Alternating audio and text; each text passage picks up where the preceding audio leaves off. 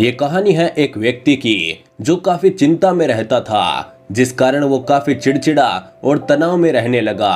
वो इस बात से परेशान था कि घर के सारे खर्चे उसे ही उठाने पड़ते हैं, पूरे परिवार की जिम्मेदारी उसी के ऊपर है। किसी ना किसी रिश्तेदार का उसके घर आना जाना लगा ही रहता था। इन्हीं बातों को सोच सोच कर वो काफी परेशान रहता था तथा बच्चों को अक्सर डांट देता था और पत्नी से भी किसी ना किसी बात पर उसका झगड़ा चलता ही रहता था। एक दिन उसका बेटा उसके पास आया और बोला, पिताजी मेरा होमवर्क करवा दीजिए। वो व्यक्ति पहले से ही तनाव में था तो उसने अपने बेटे को डांट कर भगा दिया।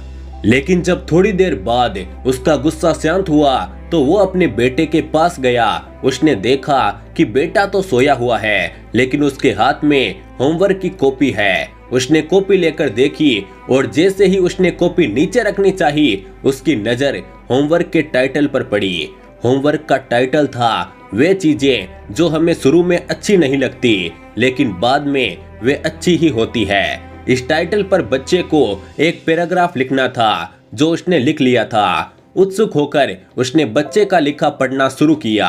बच्चे ने लिखा था, मैं अपने फाइनल एग्जाम को बहुत धन्यवाद देता हूँ क्योंकि शुरू में तो ये बिल्कुल अच्छे नहीं लगते लेकिन इनके बाद स्कूल की छुट्टियां पड़ जाती है। मैं खराब स्वाद वाली कड़वी दवाइयों को धन्यवाद देता हूँ क्योंकि शुरू में तो ये कड़वी लगती है लेकिन ये मुझे बीमारी से ठीक करती है। मैं सुबह सुबह जगाने वाली उस अलार्म घड़ी को बहुत धन्यवाद देता हूँ जो मुझे हर सुबह ये बताती है कि मैं जीवित हूँ।